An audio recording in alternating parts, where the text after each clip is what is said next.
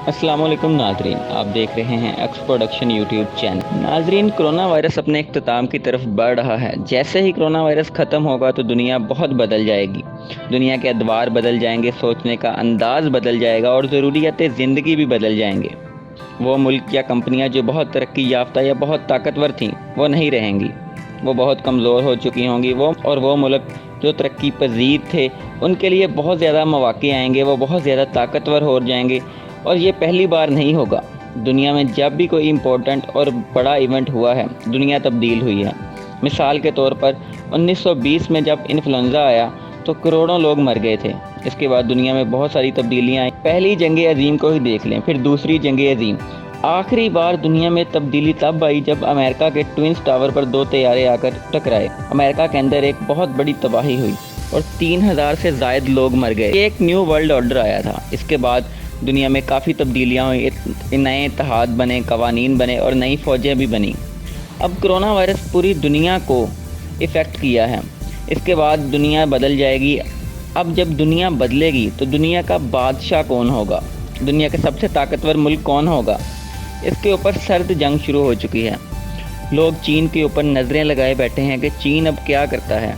चीन का हर कदम अब मुस्तकबिल का तयन कर रहा है। अमेरिका के पास अब गलती की कोई गुंजाइश मौजूद नहीं है। मैं कुछ चीज़ें आपके सामने रखता हूँ। डोनाल्ड ट्रंप ने कहा था कि ये वायरस चाइना ने फैलाया। उनके अदारे बड़ी संजीदगी के साथ इसकी तहकीकात कर रहे हैं। दूसरी तरफ चाइना का भी एक मौक़िफ़ है जिसके ऊपर वो खुलकर बात तो नहीं करता। इसकी क्या वजह है, इस पर भी फिर कभी बात करेंगे। ये एक दूसरे पर इल्ज़ामात लगा रहे हैं।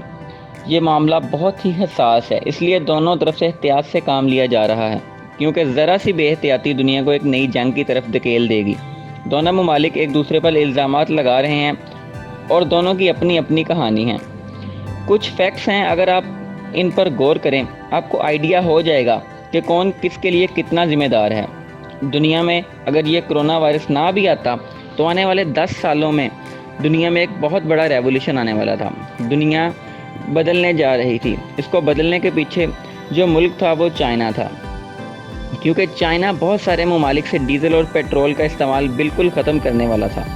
इस इस्तेमाल को काफ़ी हद तक कम करने वाला था। इसका मकसद ये था कि दुनिया में लोग जो चीज़ें इस्तेमाल करते हैं या जो ट्रैवलिंग करते हैं, इसकी कॉस्ट को कम किया जाए, प्रोडक्शन की कॉस्ट कम की जाए। इसलिए चाइना इलेक्ट्रिक गाड़ियाँ, इलेक्ट्रिक मशीनरी और बहुत सारी चीज़ें इलेक्ट्रिक के ऊपर शिफ्ट कर रहा था और कुछ ऐसी बैटरियाँ बना रहा था जो कि मिनटों में चार्ज होकर घंटों तक गाड़ियों को चलाने के काबिल होंगी। मिसाल के तौर पर आप लाहौर से फैसलाबाद आते हैं तो आप 10 मिनट बैटरी को चार्ज करें और बआसानी लाहौर से फैसलाबाद आ जाएं, और फिर इसी तरह फैसलाबाद में 10 मिनट बैटरी को चार्ज करें और बआसानी लाहौर पहुंच जाएं। इस किस्म की टेक्नोलॉजी चाइना दुनिया भर में फैलाने जा रहा था। अब अमेरिका को भी पता था कि फ्यूचर यही है, दुनिया को इस पर शिफ्ट होना है। अब मसला ये है कि अमेरिका और दीगर यूरोपीय ममालिक ये सारी चीज़ें बनाने की जो कॉस्ट है वो चाइना से बहुत ज़्यादा है।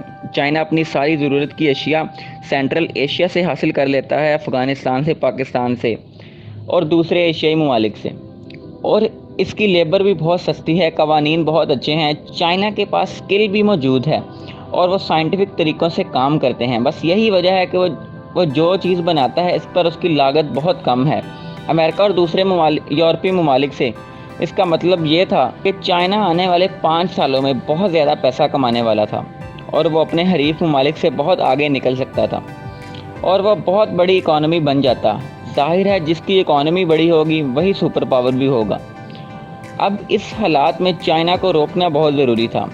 अब ये शक किया जा रहा है कि चाइना को रोकने के लिए ये वायरस छोड़ा गया कि चाइना 2 साल तक इस वायरस के साथ लड़ता रहे और यूरोप और अमेरिका के साइंसदानों को मौका मिल जाए कि वो अपनी टेक्नोलॉजी दुनिया भर में मुतारफ़ करवाएं। चाइना में क्योंकि एक डिक्टेटर की तरह का सिस्टम है, उन्होंने डंडे का इस्तेमाल किया और लोगों को घरों में रोका और वो इससे निकल आए और ये वायरस अमेरिका पहुंचा या पहुंचाया गया।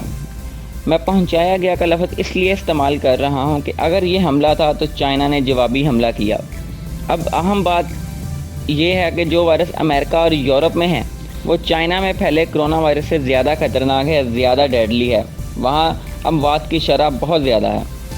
चाइना ने तमाम ममालिक के लोगों को वापस पहुँचाया सिवाय पाकिस्तानी तलबा के। उन्होंने कहा कि आप यहाँ ही रहने दें, ہم نہیں چاہتے کہ یہ وائرس پاکستان میں جائے۔ یہاں سے ظاہر ہوتا ہے کہ چائنا سی پیک کو کتنی اہمیت دیتا ہے۔ چائنا سی پیک کے ذریعے دنیا بھر میں تجارت بڑھانا چاہتا ہے۔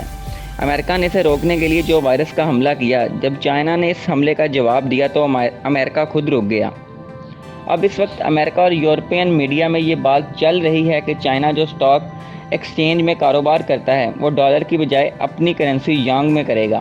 اگر چائنا ایسا کرتا ہے تو ڈالر کے مقابلے ایک اور کرنسی مارکیٹ میں آ جائے گی، اور یہ دونوں ممالک ہی اس وقت دنیا کے طاقتور معیشت ہیں۔ تجربہ کار لوگوں کا یہ کہنا ہے اگر چائنا اپنی کرنسی میں کاروبار کرتا ہے تو ڈالر ایک دم نیچے آ جائے گا، اور چائنا کی کرنسی یانگ مارکیٹ میں آ گئی تو 2021 میں چائنا کو سپر پاور بننے سے کوئی طاقت نہیں روک سکتی۔ چائنا کو سپر پاور بننے کی خواہش پوری ہونے کا وقت آ گیا ہے، جسے وہ کافی دیر سے پورا کرنا چاہتا تھا کہ وہ سپر پاور بنے اور پوری دنیا کو لیڈ کرے۔ امریکہ جو کہ خود بہت بڑی اسٹیٹ ہے، اس کے اتحادی بھی بڑی تعداد میں موجود ہیں۔ پاکستان بھی اس کا اتحادی رہا ہے، اور بہت سارے یورپی ممالک بھی اس کی سپورٹ کرتے رہے ہیں اور کر بھی رہے ہیں۔ لیکن چائنا نے اب جو صورتحال کو بدلا ہے، اس نے کافی یورپی ممالک میں بھاری انویسٹمنٹ کی ہے، ان کے ساتھ بہت زیادہ اچھے تعلقات بنائے ہیں۔ انڈیا اور دوسرے ایشیائی ممالک کے ساتھ بھی بہت زیادہ تعلقات اچھے کیے ہیں، اور سعودی عرب نے بھی یہ چائنا کے اندر بھاری انویسٹمنٹ کی ہے، اور اس کے بعد پاکستان میں وہ پہلے ہی سی پیک شروع کر چکا ہے۔ اس وقت سارے حالات چائنا کے حق میں ہیں، جو کہ وہ چائنا چاہتا تھا کہ ایسے حالات بغیر کسی لڑائی کے پیدا کیے جائیں۔ اب یہ چائنا کے اوپر ہے کہ وہ کس دن دنیا کو لیڈ کرنا شروع کرتا ہے۔ اب پاکستان کے لیے اچھی خبر یہ ہے کہ ہماری جغرافیائی حدود اتنی زبردست ہے کہ چاہے امریکہ ہو یا چائنا، دونوں ہی ہمارے بغیر نہیں چل سکتے۔ اپنی چیزوں کو عالمی منڈیوں تک پہنچانے کا جو سب سے آسان راستہ ہے وہ پاکستان کا ہی ہے۔ پاکستانی حکومت نے بھی یہ فیصلہ کر لیا ہے کہ اس کا مفاد جس کے ساتھ ہوگا وہ اس کے ساتھ کھڑے ہوں گے۔ فی الحال تو ہمارا مفاد چائنا کے ساتھ دوستی رکھنے اور امریکہ سے لڑائی نہ کرنے میں ہے۔ یہ بہت باریک بات ہے، سمجھنے والے اس بات کو سمجھ گئے ہیں۔ ناظرین، امریکہ جو کلیم کرتا ہے کہ وہ دنیا کا سب سے طاقتور ملک ہے، اس کا ہیلتھ سسٹم بہت اچھا ہے، تو اب امریکہ میں کچھ دیر بعد صدارتی انتخابات آ رہے ہیں، تو اس میں سب سے پہلا جو سوال ہوگا وہ یہ ہوگا کہ ایک وبا جو کہ چائنا میں بھی پھیلی اور امریکہ میں بھی پھیلی، چائنا جو کہ یہ کلیم نہیں کرتا کہ وہ دنیا کا سب سے طاقتور ملک ہے، اس نے اس پر اتنی جلدی کیسے قابو پا لیا؟